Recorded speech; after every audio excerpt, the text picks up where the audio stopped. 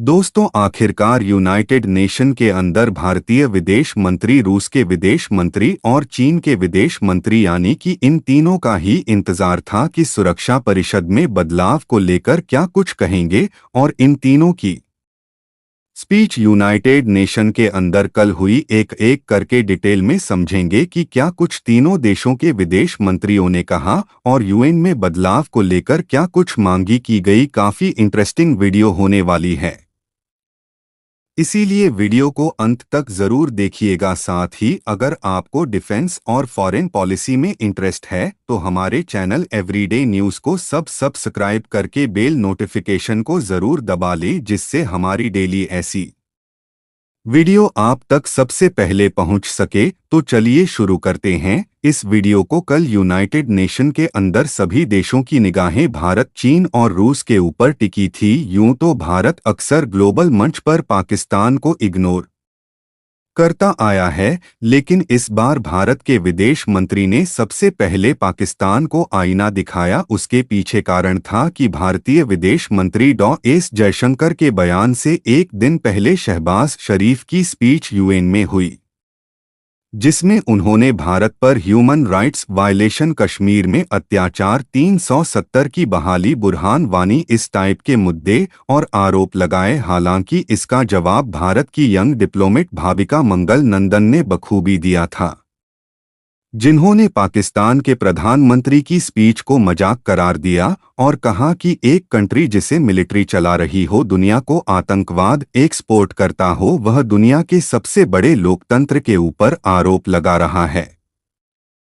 ये अपने आप में ही यूएन में एक मजाक भरी स्पीच थी। हालांकि इसके बाद सभी को भारत के विदेश मंत्री डॉ. एस. जयशंकर से भी उम्मीद थी कि पाकिस्तान के ऊपर कुछ ना कुछ वह बोलेंगे। अक्सर भारत पाकिस्तान को यूएन वगैरह में इग्नोर ही करता है, लेकिन इस बार भारतीय विदेश मंत्री ने अपनी स्पीच में पाकिस्तान को ब्रूटल रिप्लाई दिया। बीती रात भारत के विदेश मंत्री एस जयशंकर ने पाकिस्तान को बकायदा उसका नाम लेकर चेतावनी देते हुए कहा, सीमा पार आतंकवाद यानी कि क्रॉस बॉर्डर टेररिज्म की नीति कामयाब नहीं होगी और हर हरकत का गंभीर परिणाम भुगतना पड़ेगा। यानी कि साफ शब्दों में भारतीय विदेश मंत्री ने कहा कि अगर पाकिस्तान आतंकवादी गतिविधियों को नहीं रोकता तो भारत काउंटर अटैक करने से पीछे नहीं हटेगा, जो कि हमने 2 बार हाल ही में करके भी दिखाया है। भारतीय विदेश मंत्री ने कहा, कई देश अपने नियंत्रण से परे परिस्थितियों के कारण पीछे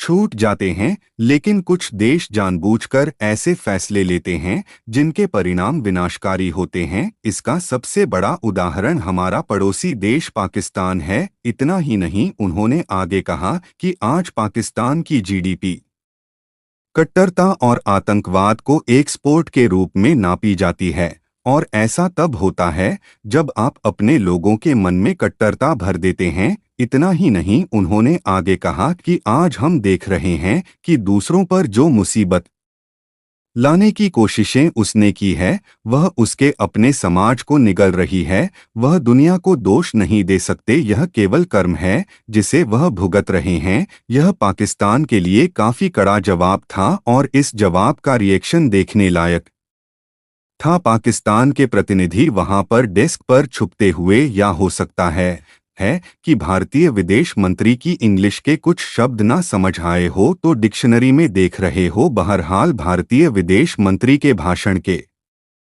तुरंत बाद रूस के विदेश मंत्री सर्गेई की स्पीच हुई और इसमें सभी भारतीयों को उम्मीद थी कि जिस तरह से फ्रांस, पुर्तगाल, भूटान, ब्रिटेन, अमेरिका जैसे देशों ने भारत की स्थायी सदस्यता का समर्थन किया, रूस भी यूनाइटेड नेशन के मंच पर खड़ा होकर भारत की स्थायी सदस्यता का समर्थन करेगा। और रूस के विदेश मंत्री ने निराश भी नहीं किया, लेकिन इसके साथ ही उन्होंने एक ट्विस्ट यूनाइटेड नेशन के अंदर चेंज को लेकर डाल दिया।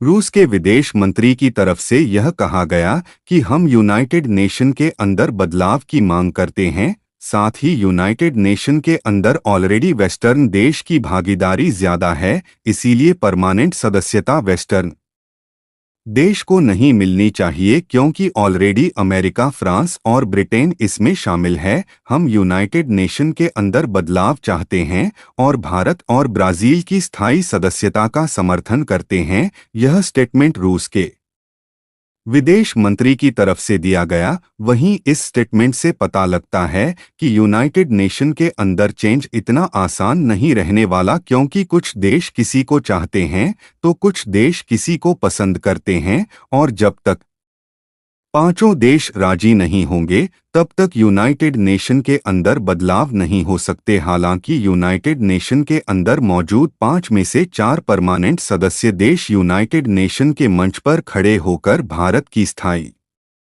सदस्यता का समर्थन इस बार दे चुके थे, जिसमें रूस, फ्रांस, ब्रिटेन और अमेरिका शामिल है। अब सबकी निगाहें वंगी यानी कि चाइना के विदेश मंत्री पर टिकी थी कि क्या यूनाइटेड नेशन के अंदर चेंज को लेकर चीन समर्थन अपना देता है या फिर नहीं। और ऐसा देखा भी गया। चीन के विदेश मंत्री ने जब कहा यूनाइटेड नेशन के अंदर चेंज समय की मांग है और हम यूनाइटेड नेशन के अंदर बदलाव का समर्थन करते हैं। हालांकि जैसा हम सभी ने आशंका जताई थी कि चीन भारत का खुलकर समर्थन नहीं करेगा, यह हमें देखने को मिला। चीन ने अफ्रीका देशों को यूनाइटेड नेशन के अंदर प्रतिनिधित्व देने की मांग की। इसके साथ ही भारत का नाम तो वंगी ने नहीं लिया, लेकिन उन्होंने यह जरूर कहा कि लपिंग नेशन और ग्लोबल साउथ की भागीदारी यूनाइटेड नेशन के अंदर होनी चाहिए, जिससे यूएन एक मजबूत संस्था बन सके। वहीं मैं आप सभी को रिकमेंड करूंगा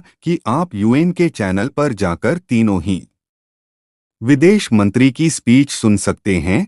तीनों के ही भाषण काफी ज्यादा अच्छे थे। बहरहाल इस वीडियो में इतना ही। अगर आपको ये इन्फॉर्मेशन और वीडियो पसंद आई हो तो मेरी एक छोटी सी रिक्वेस्ट है कि नीचे दिए गए सब्सक्राइब बटन को प्रेस कर बेल आइकन को दबा ले। साथ ही तीनों विदेश मंत्री के बयानों पर अपनी राय कमेंट बॉक्स में लिखकर जरूर बताइएगा। फिलहाल इस वीडियो में इतना ही, फिर मिलेंगे ऐसी एक नई वीडियो के साथ। धन्यवाद।